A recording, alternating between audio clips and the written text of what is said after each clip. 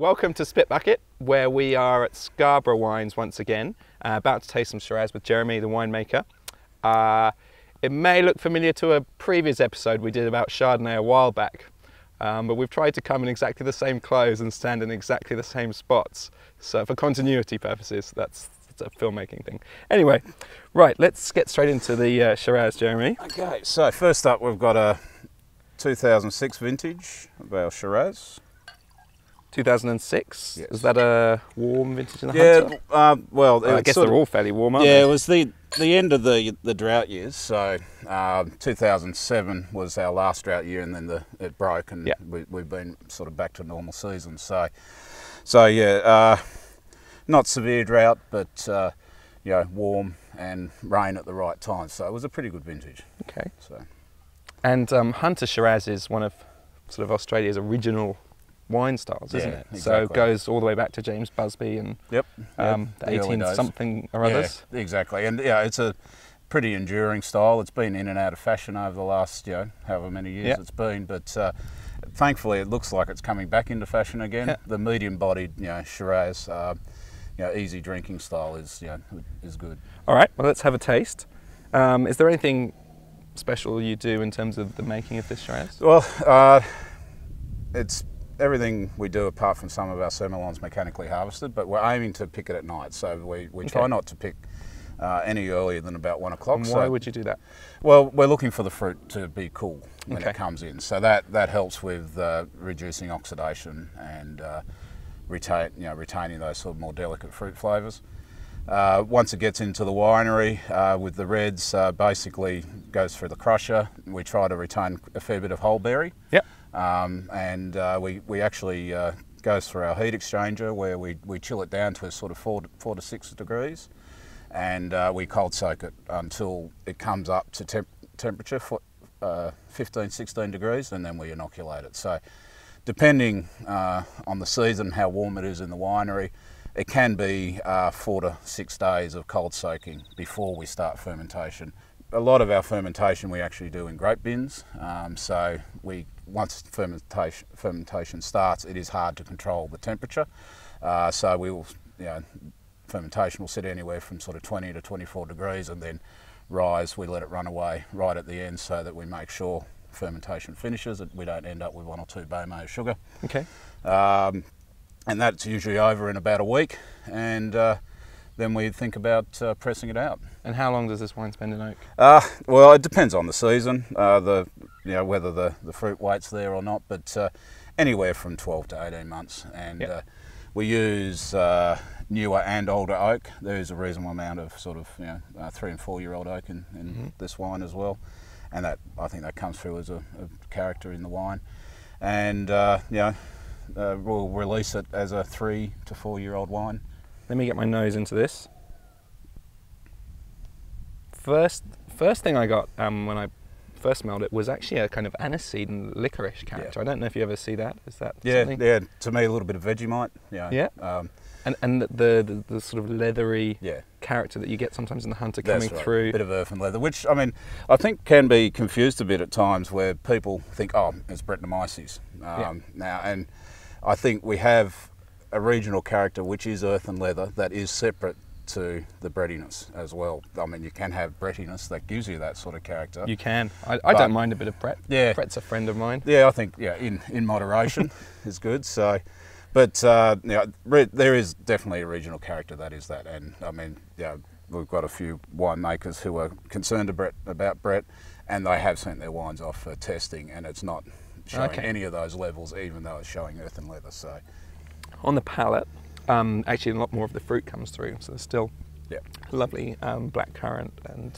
cassis kind of flavours with that leathery kind of edge as well. Yeah, a bit of more red berry sort of characters coming through. So, I mean, I guess for me, if I'm ever sort of comparing it to European wines, I'm thinking sort of the lower parts of the Rhone, more of a Chateauneuf style. that sort of style, even though we don't have the 14 different varietals in there, but it seems to be that sort of character we get. And complex as well. Yeah. Lots going on in there. And I guess that's a little bit of a product of it being 5 years old. Yeah, that's right. So it's had a bit of time to develop. It's certainly starting to show a bit of age character, which is now that little bit of Vegemite sort of character showing through. And for anyone watching not in Australia, can you explain what Vegemite is, apart from this disgusting brown muck in a little jar that Australians love and that I don't? Yeah, it's a yeast extract, so I don't... Sounds delicious. Yeah, I'm not exactly sure how they get it to, you know, a discard from fermentation through to what's in the jar, but yeah, it's a Australian specialty, and our for some reason our... Anyway, let's have a look at the next vintage. So what are we going on to now? So 2003, so we only started doing Shiraz in 2002, and really it was just a matter of us being able to source the right fruit.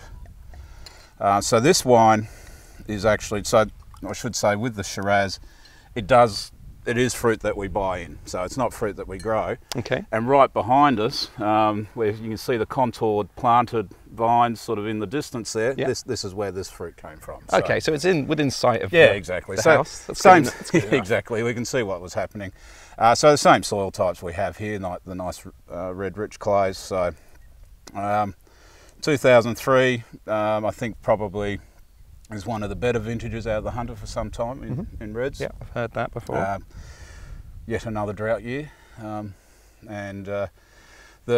this ripened quickly. And you know, my experience with Hunter Shiraz is the best Shiraz generally. There's always exceptions to the rule. Are the quick ripening Shiraz. So that it's the first, as long as it's ripe, the first Shiraz that comes off in the season is the best Shiraz. Okay. And because you're still retaining good acid, but you've hit the sort of the sugar levels you're after, and fruit wise, flavour wise, you know, it is there and ready to go. So okay, well let's get straight into this. I guess the first thing I see on the nose is a little bit more earthiness compared to the last one. So 3 years older, now 8 years old, this wine, and perhaps not so much of the fruit, but what there is of the fruit seems a little bit more dried in character. Yeah. So there was a little bit of raisin berry in the fruit when it came in. So I think that's starting to show now as the youthful fruit drops away. And again, beautifully medium bodied. It has the length is there, but it's not a tiring wine to drink. No. You could have a couple of glasses of this. Yeah, I think it's just sort of entering that window where we would say people think about drinking it if you had a few bottles lying around. But it's been showing these real sort of earth and leather characters probably for the last 2 years. And I looked at it 2 years and went, oh, maybe it's starting to age a little bit prematurely, but it's just sat there at that level for the last 2 years. So I think maybe it's sort of locked into where it is now, and it'll do that at least for another 3 or 4 years, but time will tell. And we'll wrap it up there. Thank you very much to Jeremy and to Scarborough for having us on this beautiful morning. We've tried a couple of great Shiraz there. Definitely give them a try if you see them in a restaurant. You might still see the 2006 out there. And come and visit Scarborough. Tell Jeremy that you've seen him on Spitbucket, and he will give you the no holds barred, full, behind the scenes, gold ticket tour of the winery, won't you? Oh, absolutely. Absolutely, that is a promise.